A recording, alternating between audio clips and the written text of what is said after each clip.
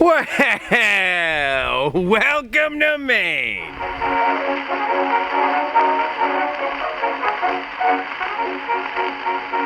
Today, here we are on Sebago Lake with more beers than bait. Yeah. Open water fishing season in Maine is from April 1st to September 30th. Friggin' Mark spends every one of those days on the water. Beginning of April, he left a note for his old lady saying he was kidnapped by biker ninjas from Sebatis with no ransom. But not to worry, he'd be back in the fall. Yeah. From April 1st to June 20th, there is a one fish bag limit on bass with a minimum of 12 inches. Ha! We knew a stripper over at PT's who wouldn't date Mark because she had a 12-inch minimum limit too. Yeah. Now, up in the county, they get a 10-inch minimum on bass. Not that it matters up there anyways. Ain't no one up in Holton or Mars Hill that can count to 10. Oh, yeah.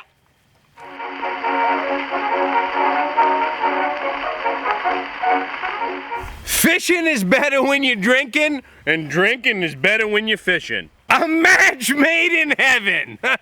Unlike Mark's third marriage, which was completely destroyed by fishing and drinking. Yeah. Ain't nothing better than a cooler full of beer and a cooler full of fish. But it's Sebago, so don't bet your dinner on catching anything. Half the time we leave the dock with 2 empty coolers and end up spending a couple Jacksons f***ing up a dollar menu in Wyndham. Oh, yeah.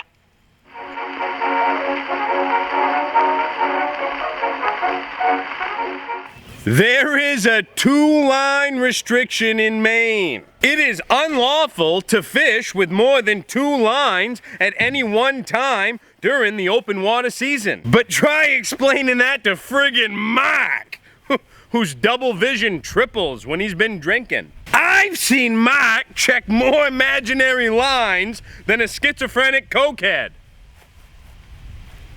Yeah.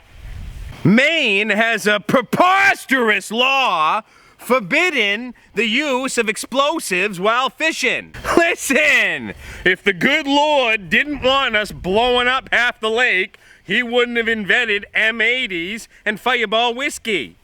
Yeah.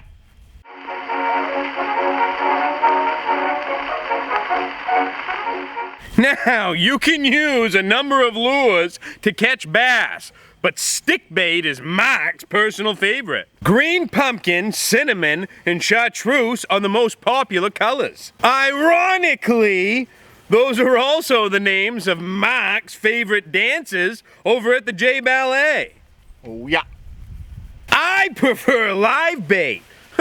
I asked Mark to pick up some shiners last time, and the peckerhead misheard me. So we went fishing that afternoon with some old guy in a funny hat who was driving around in some souped-up Power Wheel.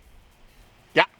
The only thing bigger than my cooler is my tackle box, and I can fit 100 beers, 8 Amatos Italians, and 2 pounds of illegal bait in my cooler.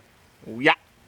Honestly, we've spent most of our time today trying to get the bird's nest out of Mark's spool. And I'm not talking about the backlash neither. There was literally a family of chickadees living in the fishing gear in Mark's shed. Yeah.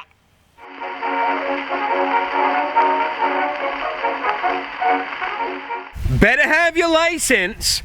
The wardens become the party police pretty quick around here. They'll come right up to you while you're innocently trying to get hammered on a public dock. And they're all, hey, where's your fishing license? And hey, that's an open container. And hey, we're getting calls about you guys firing your handguns into the lake. Yeah. Back when we were coming up, the game wardens were just the cadets that were too high to graduate from the police academy. Yeah. Nowadays, a game warden might pop out of the woods in full tactical gear with a whole spiel on how night hunting is illegal and bazookas ain't allowed. Yeah.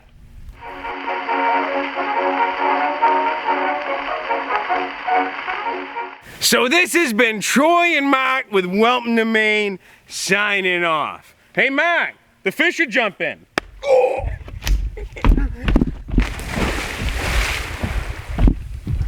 Jesus, Mark!